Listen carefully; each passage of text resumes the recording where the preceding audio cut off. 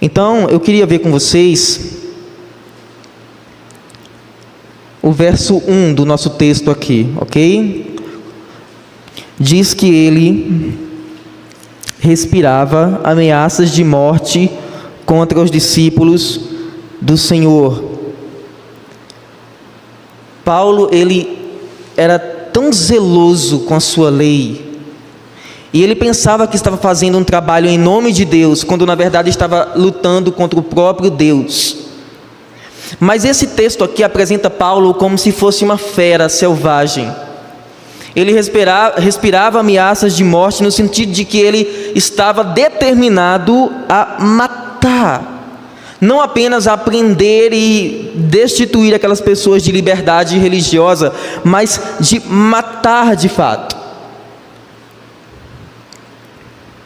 Essa era a característica de Paulo, até então, Saulo.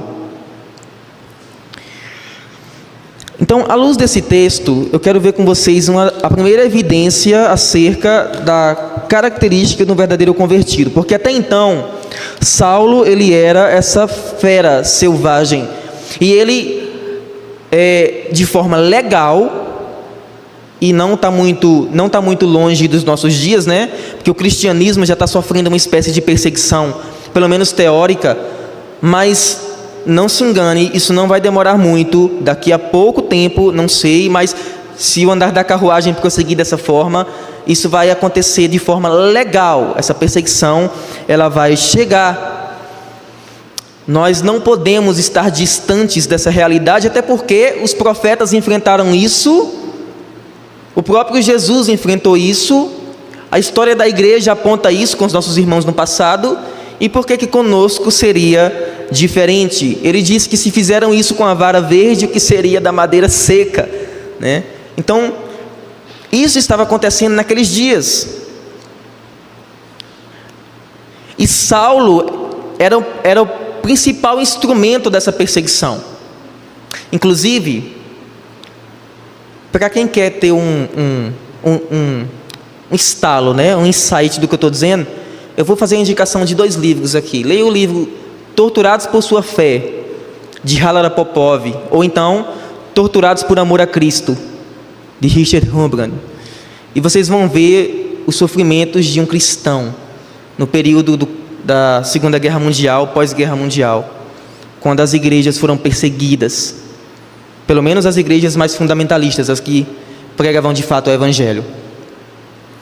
Irmãos, é de arrepiar a espinha quando você lê aqueles relatos ali. Mas isso deve fortalecer a nossa fé em entender que o nosso Senhor passou por isso também. Nós cantamos, né, Castelo Forte, e o trecho da letra do hino diz que se nós temos que perder, né, família, bens, prazer, ou mulher, ou parentes, se tudo se acabar, embora o fim chegar, com Ele reinaremos. Então isso faz parte da vida cristã. Então Paulo era esse instrumento utilizado para a perseguição naqueles dias. Então, de forma legal, ele adquire cartas, epístolas aos sacerdotes principais, muito provavelmente a Caifás, que foi o mesmo que condenou Jesus ali naqueles dias, ou que levou Jesus a Pôncio Pilatos, porque Caifás, ele permaneceu no governo até o ano 36, ainda depois de Cristo, então provavelmente era ele.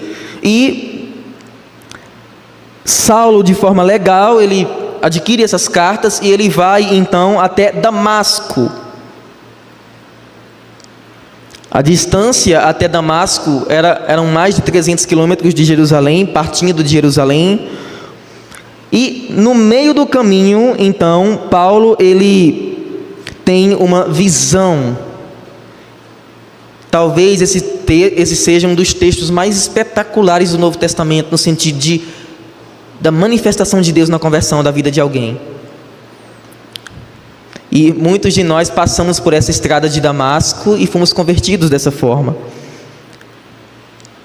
Então Paulo, ele cai ali e ele ouve uma voz, e o Senhor fala com ele por meio dessa visão. E o Senhor diz: por que me persegues?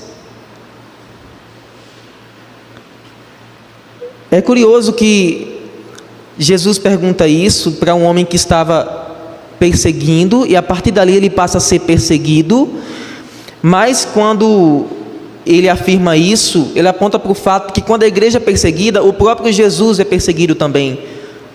Você não pode afastar a igreja do seu dono. Então acontece tudo isso no caminho e Saulo ele perde a visão. E como consequência disso, então, ele fica cego por 3 dias, nada come, nada bebe, e a partir daí nós vamos ver então as características.